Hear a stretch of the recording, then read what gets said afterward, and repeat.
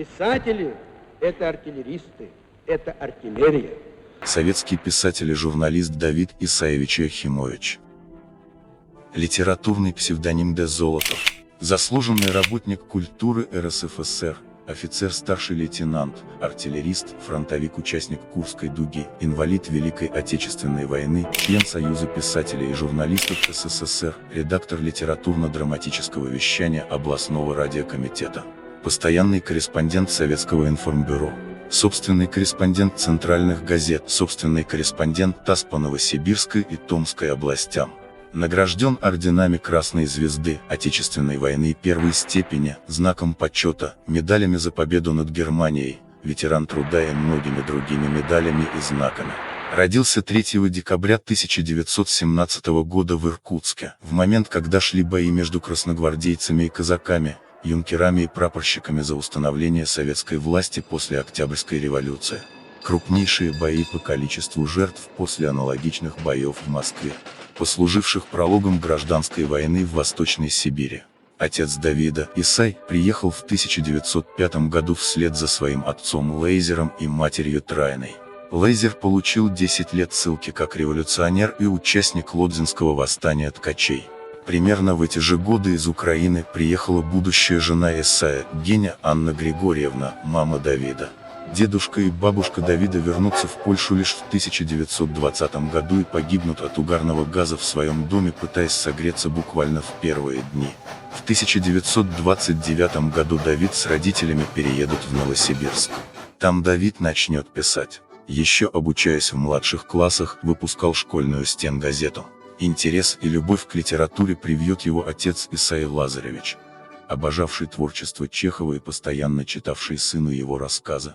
Печататься в газетах и журналах будет с последних классов, репортажи, корреспонденции, рецензии, очерки в газетах и журналах таких как «Красная сибирячка», в газетах «Советская Сибирь», «Юный ленинец», «Новосибирский рабочий».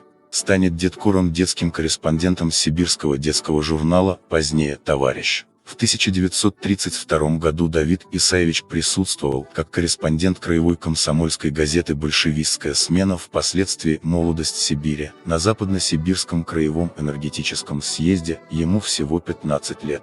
В 1936 году, окончив среднюю школу номер 50, будет командирован во Всесоюзный коммунистический институт журналистики при ЦИК СССР. С 1936 года и до начала Великой Отечественной войны Давид Ехимович успел получить богатый журналистский опыт, работая как на радио, так и в разнообразных печатных изданиях.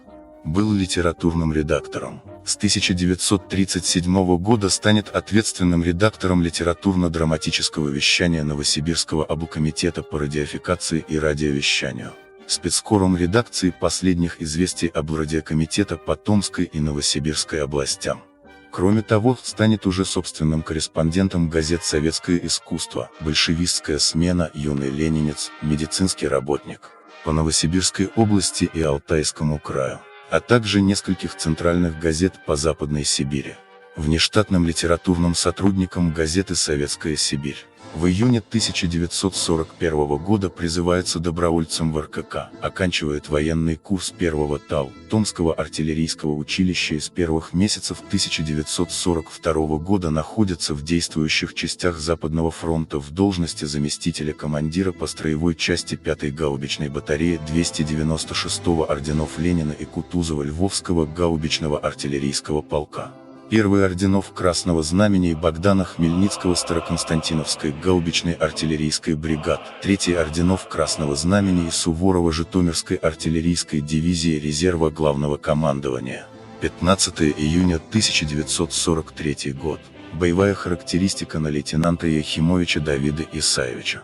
Давид Исаевич Ехимович, будучи замкомандира батареи в боях за деревню Арестово и Поляки в феврале месяца 1943 года, было уничтожено 3 немецких танка, подавлен огонь 2 пулеметных точек и разбито 3 каменных дома, в которых находились фашистские автоматчики. Батарея участвовала в отражении 3 контратак противника, в результате чего было уничтожено и рассеяно до роты немецких автоматчиков и стрелков. проявил себя как хороший специалист, смелый и отважный воин, хороший товарищ. Его батарея всегда находилась под сильным артиллерийским огнем противника, но в результате хорошего окапывания орудий и орудийных расчетов не имела потерь как в людях, так и технике.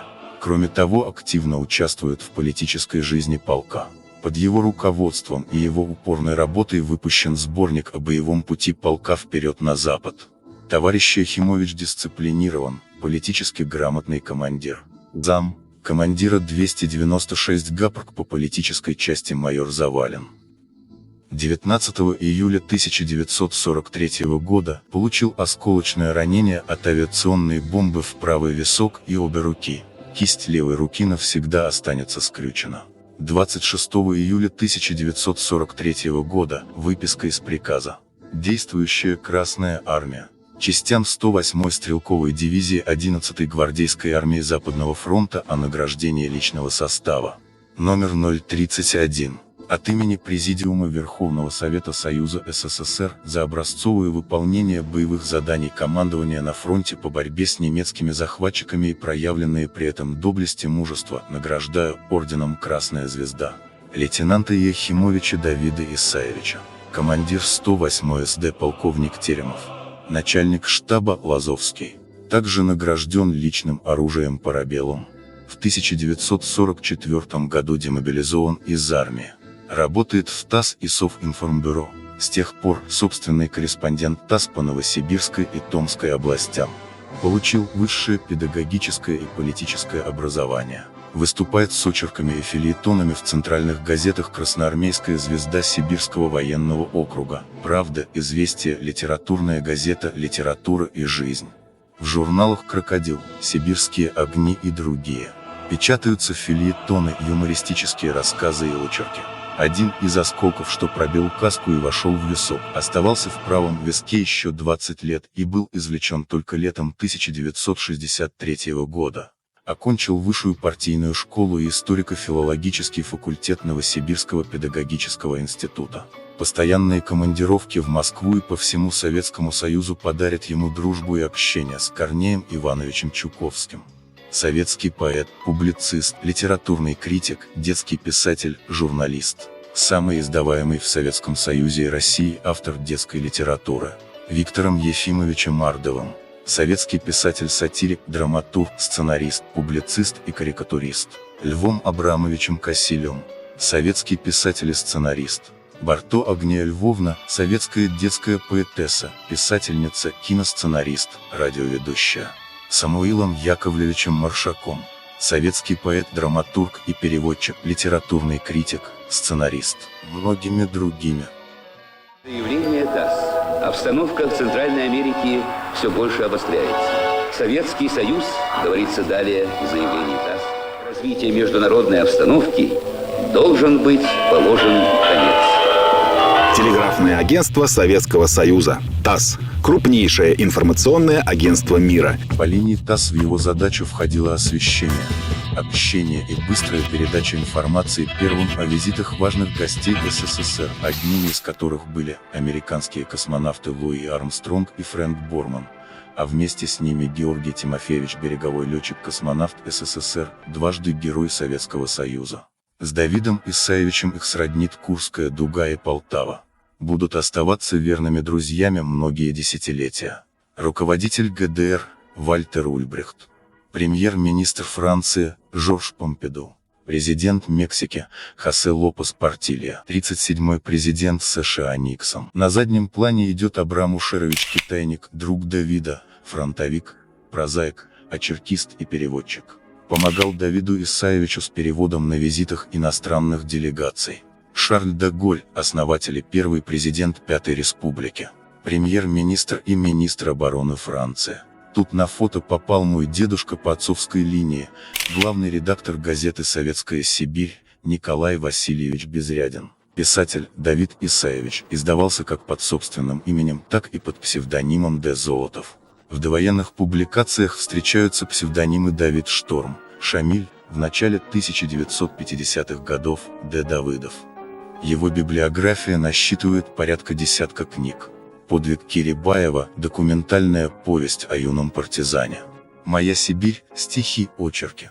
Содружество из серии «Герои наших дней» о новаторах и передовиках станкостроительной промышленности. Рассказы «Живая легенда». Нельзя не заметить рассказы и фельетоны. «Одна жизнь и три смерти» Георгия Басырова. Записки постового. Общее же количество его произведений выйдет тиражом около 2,5 миллионов экземпляров.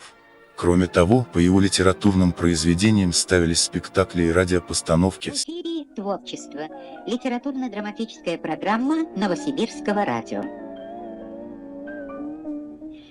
Сегодня вы услышите очерк исследования писателя Давида Золотова «В поисках синей птицы». Снимались фильмы, пьеса «Дороже жизни» в соавторстве с Сергеем Осиповичем Амбыш-Кузнецовым.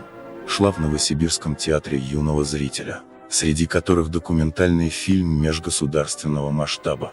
Был снят совместно СССР и Францией «История одного подвига», 1964 год.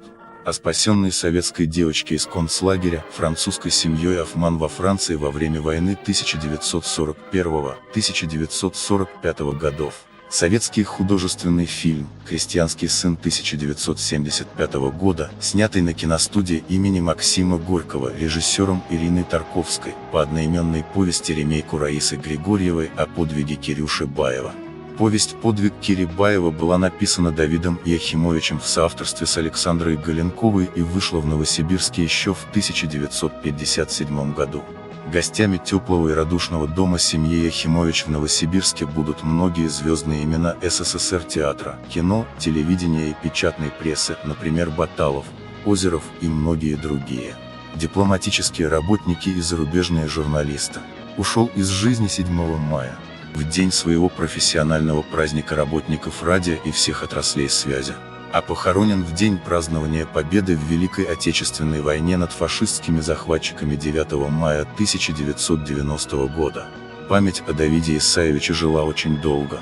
Даже спустя почти 15 лет после смерти, благодаря первому заместителю председателя правительства города Москвы Владимиру Иосифовичу Весину стала возможна организация комплекса памятных мероприятий.